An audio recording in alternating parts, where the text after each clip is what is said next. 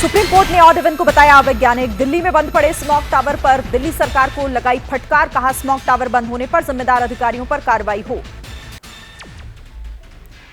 Delhi NCR में प्रदूषण की मार जारी। सरकार के कई इंतजामों के बाद भी खतरनाक स्तर पर एक्यूआई। राजघाट से धुंध की ड्रोन तस्वीरें सामने आई।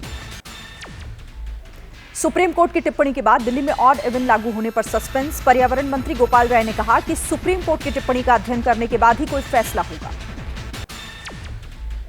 दिल्ली एनसीआर में जानलेवा प्रदूषण पर सुप्रीम कोर्ट हुआ सख्त। पंजाब सरकार को लगाई फटकार। कहा, हर हाल में बंद हो पराली जलाना, फौरन बंद कराए सरकार। पंजाब के फिरोजपुर में किसानों ने फिर से जलाई पराली। पंजाब में लगातार किसान जला रहे हैं पराली। प्रदूषण के स्तर में हो रहा है इजाफा। देश भर में पटाखों पर बैन लगाने की याचिका पर सुप्रीम कोर्ट की टिप्पणी। कहा, पटाखों पर बैन का हमारा पुराना आदेश सिर्फ दिल्ली एनसीआर तक सीमित नहीं, पूरे देश पर लागू हो।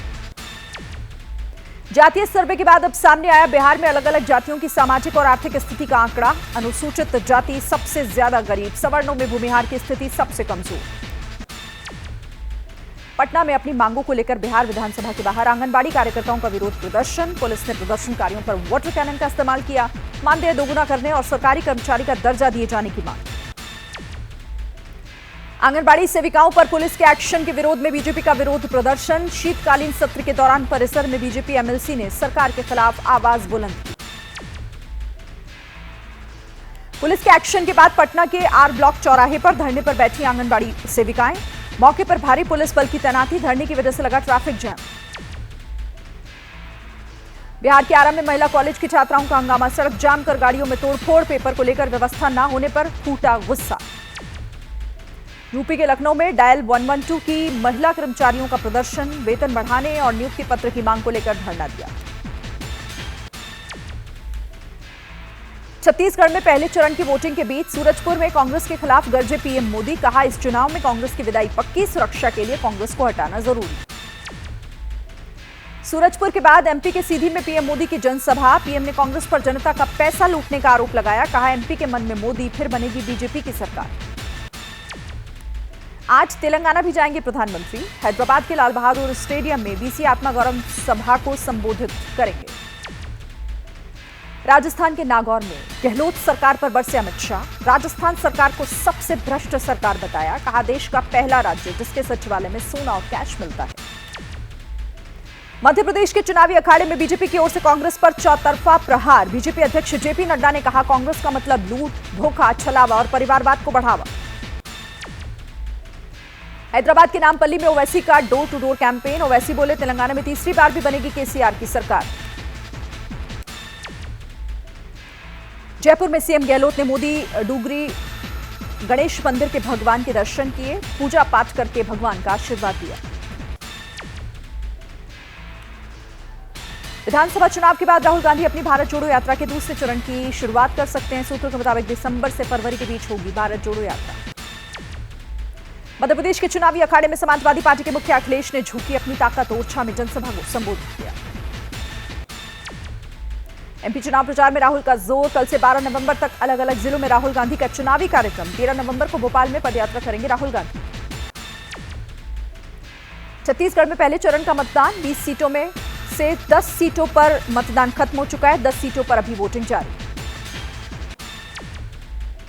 छत्तीसगढ़ में 20 सीटों पर मतदान जारी। मतदान से पहले छत्तीसगढ़ के पूर्व मुख्यमंत्री रमन सिंह ने की पूजा। एबीपी न्यूज से खास बातचीत में बोले, छत्तीसगढ़ के इतिहास में भूपेश बघेल से ज्यादा करप्ट सीएम नहीं हुआ।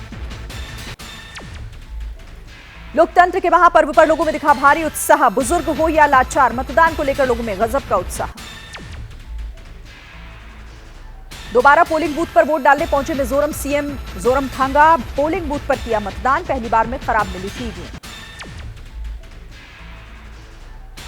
मिजोरम के राज्यपाल हरिबाबू कंभमपति ने आइजोल साउथ के मतदान केंद्र पर वोट डाला। सभी मतदाताओं से लोकतंत्र के पर्व में हिस्सा लेने की अपील की।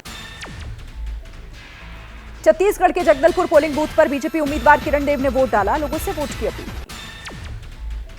छत्तीसगढ़ के मंत्री और कांग्रेस उम्मीदवार कवासी लखमा ने वोट डाला। वोट डालने के बाद किया बड़ी जीत का दावा।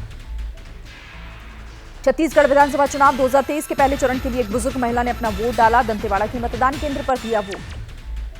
महिला मतदाताओं के लिए खास इंतजाम, जगह जगह बनाए पिंक बूथ, मतदान कर्मी से लेकर सुरक्षा तक महिलाओं के हाथ कमान, उत्साह के साथ वोटिंग जारी। मिजोरम की 40 सदस्यीय विधानसभा के लिए मतदान जारी, कड़ी सुरक्षा व्यवस्था के बीच लोग कर रहे हैं मताधिकार का इस्तेमाल। कांग्रेस नेता राहुल गांधी ने केदारनाथ मंदिर में किया महाभिषेक पूजा के बाद लौटे दिल्ली, 3 दिन से केदारधाम में ही थे राहुल। गुजरात के सुरेंद्रनगर में राजकमल चौक पर 10 से ज्यादा दुकानों में लगी आग, दमकल की गाड़ियां मौके पर पहुंचकर आग पर काबू पाने में जुटी, फिलहाल आग लगने की वजह साफ नहीं हो पाई।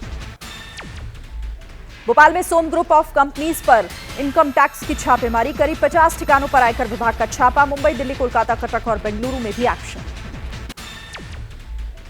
यूपी के शामली में एनआईए और एसटीएफ की छापेमारी, गिरफ्तार आईएसआई एजेंट कलीम के माता पिता से हथियारों की तस्करी मामले में कई घंटों हुई पूछताछ।